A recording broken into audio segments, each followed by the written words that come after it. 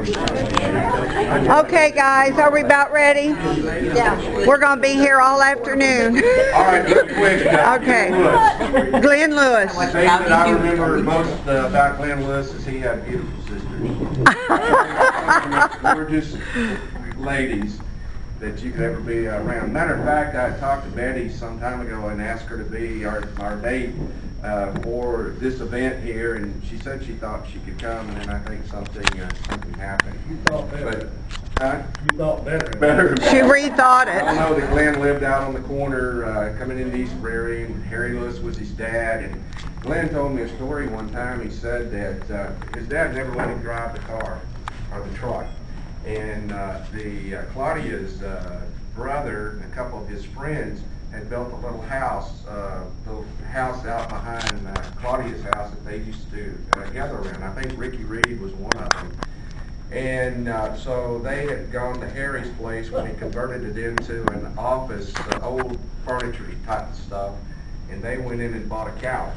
And Harry wanted $25 for it, and the boys only had 10.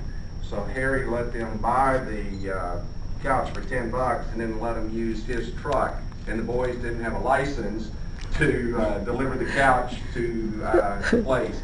And Glenn's got so mad about that because Harry wouldn't let him drive and he had a license, and he let the other boys drive the truck. But Glenn was comic. There wasn't a person that ever met Glenn Lewis that ever forgot him. He had, I think it was rheumatic fever in first or second grade, was out for a long, I guess maybe four months or so from school. He was a very good athlete, and he was also in the Army, served in the MDs. Glenn told me one time, he said, you know, Denny, I wish that I had stayed in the Army and retired. He, I don't think he actually went to Vietnam. I don't think he was in Vietnam or whatever. But Glenn became terribly ill, and he had had a heart condition, and he wouldn't go to the VA. And Betty and I talked about him, and we talked about him with our class, some of our class members. And we got Glenn to take confidence in the VA. He got a doctor that he was very comfortable with, and he had some, I think he had surgery, and then his heart just gave out. And so there is a history in the family. I was talking to Betty the other day, and she said that her dads, a lot of her brothers and sisters and whatever, passed away in February. So February was a terrible month for the Lewis family. But we'll always remember Glenn. I mean, I can close my eyes and see him right now with that smile. He was very mischievous, and even though the teachers walked softly around him, they all loved him and adored him. So He was funny even up to the day he died. I mean, we had so much fun at Clyda's. Go ahead. Okay, Dougie. Remember when they had two mopeds, the only two mopeds in town? Yeah, we did. Glenn came up with this moped, and I was so envious. And of course, my parents were relatively poor, and we didn't have any money. And I asked, folks for you, did you? my dad one time, I said, you know, that would really be fun to have one of those, and I never expected to get one. And how he managed to come up with the money, I don't know. But anyway, Glenn and I roamed all around town, and we just had of all the rest of the boys who were still yet walking. we had a wonderful time. I mean, myself, I remember getting stopped at the state patrol right at the edge of town, and the patrolman asked me for my driver's license, and I just looked at him and said, you don't need one to drive here. Oh. He said, well, yes, we do. Oh. And, anyway, I got a little slip to take home to show my parents, and tell them that I couldn't drive it until I was 16. I didn't show it to them. turned 16, they showed it. Yeah. But anyway, we just had a wonderful time on them. And best part of it when you're 15 is when you can get a pretty girl to ride on the back. Wrap her arms around you. And I won't go any further than that, but it was great. But Glenn and I, we had a lot of things that we did. We came up to Cape one time when the kart races were going on. I don't know if anybody remembers that, but they had a real big go-kart track at the airport. And it only lasted 2 or 3 years. But we went up to watch the races every chance we got when they were happening. And I could tell you things, but they would really be embarrassing. Glenn knew how to make you do something that you didn't want to do. All I can say was the camping trip, Glenn was in pain, and I was the only person there that could help him. Oh. It was over with, and we laughed about this for years. We won't ask for details. Nothing like that. We won't ask for details. Something like, We're in church here. you can remember the joke about the snake riding. I'm going to use your imagination. Yeah. Okay. Yes, one more. I appreciate being invited here. It's always nice to see old friends. And I didn't graduate from this class, but I do have a lot of fond memories. And I've been affiliated with probably everybody in this room. Thanks to Denny, I got my first dog named Buttons. Buttons. But if all of these people that you guys are paying tribute to could hear it, They do. it was great. They'd be proud, wouldn't they? And I hope someone can say something nice like that for me someday. Me too. Me too. Come tonight, Terry. Come over there tonight if you're out and about. Okay. Thank you Danny, all. I got one short little Go ahead. story I got to share about. Okay. All right. All right, okay, Bill, we got I'm Bill gonna first. sit down. The last time we got together at a reunion, was in Charleston, this one already. Everybody wants to talk about Glenn. Yeah. And Glenn and I were sitting at the bar, and we'd had a few of those cold treats, like Bobby Carter invented.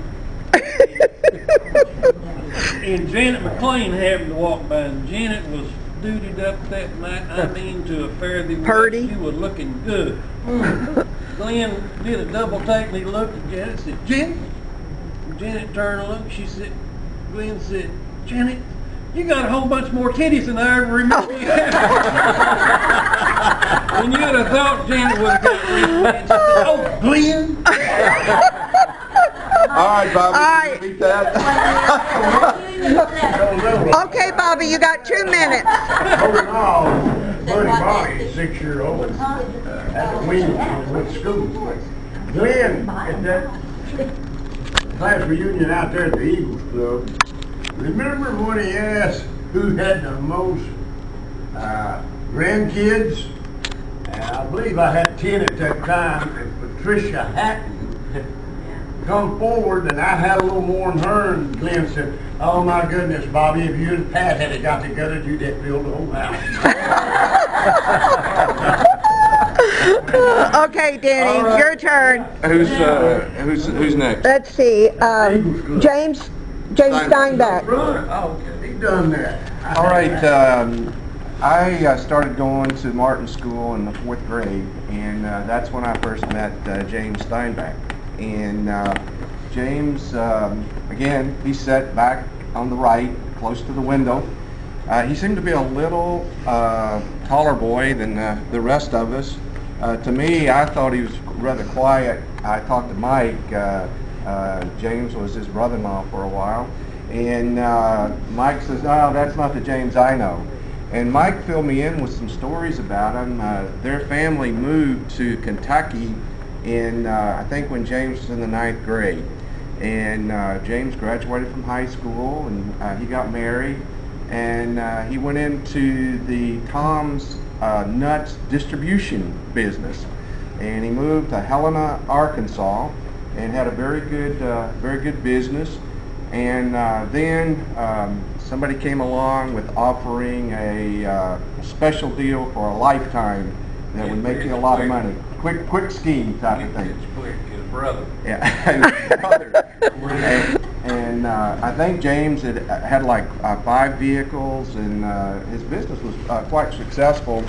And then he got into this business, and he lost everything he had. And then him and 2 other guys were going into Mississippi to look for a job. And there was a car accident with a big commercial motor vehicle, and all 3 of the people in James's car was killed. Oh, And, so sorry. Do you have anything special about James besides what you told me there? Well, y'all may remember, he used to live right down there. Yeah, I do remember. Grocery. I remember that. When he was a kid, he used to raise pigeons, rabbits, and all that stuff, and after he was in Helena, he continued to do all that. He had all kinds of exotic rabbits, homing pigeons, all kinds of pigeons. He'd take them to fairs, you know. He had a lot of what he called champions. I don't know if they were like pigeons. Percy Parker. Who's got Percy Parker? I do. Okay. Percy was another one of the black kids, you know, that came to school with us. And, you know, we really didn't know them outside of the school building at all. But he was a very quiet, gentle person. I don't know what he was like in the bathroom. Yes, Bobby, you know.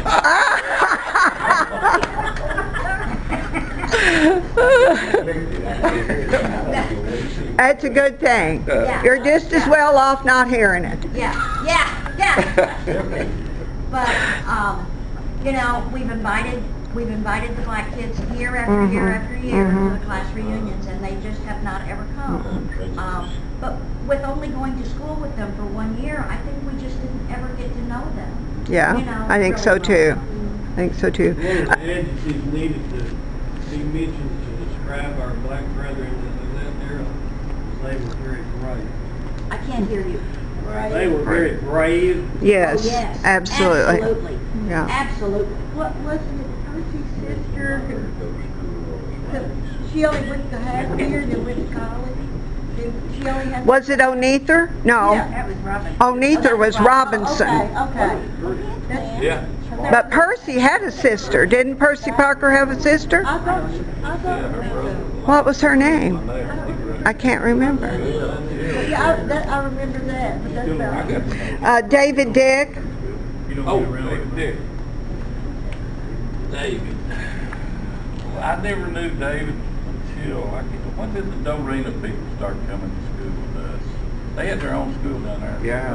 What? Was junior about high, 9th. something like that. I remember Dick being. She came early. Yeah, she started. Some of them went to Dogwood. Ninth grade. Dorena being. Anniston. No, they had their own school. What Dorena school?